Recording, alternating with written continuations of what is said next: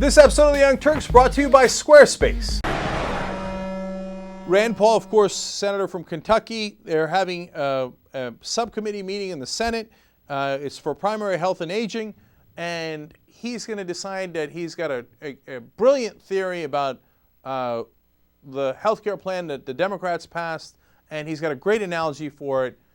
Listen to this moron talk about it. With regard to the idea of whether or not you have a right to a health care, you have to realize what that implies. It's not an abstraction.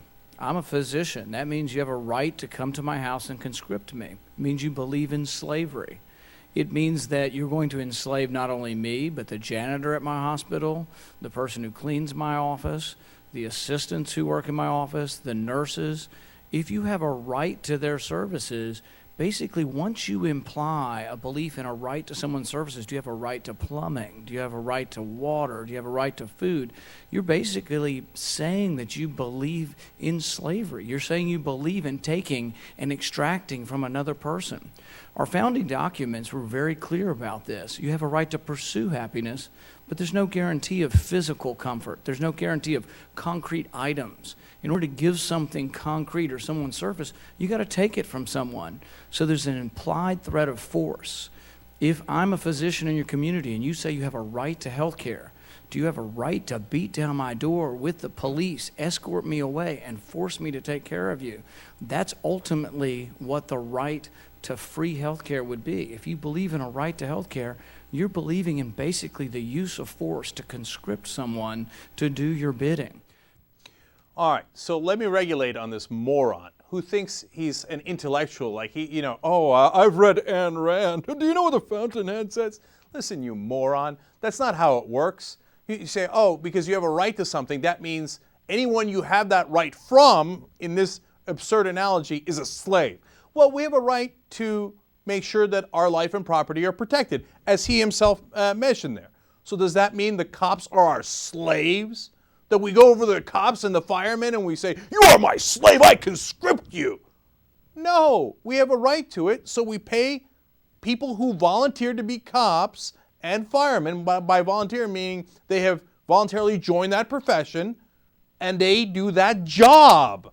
Nobody's making them, they're not slaves. Nobody made you a doctor. Nobody says you have to take this patient or that patient.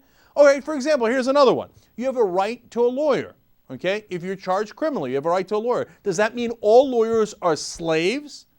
No. There are some lawyers that choose to be defense lawyers that are, do public defense, as an example. They're not slaves. We have that right. Doesn't mean, I have conscripted you. I've taken the right from someone and given it to someone else. Ayn Rand told me we should never let anybody take any of our money. We should just hoard it all. We should hoard it all, and we should be individualistic, and we should never work in a community together.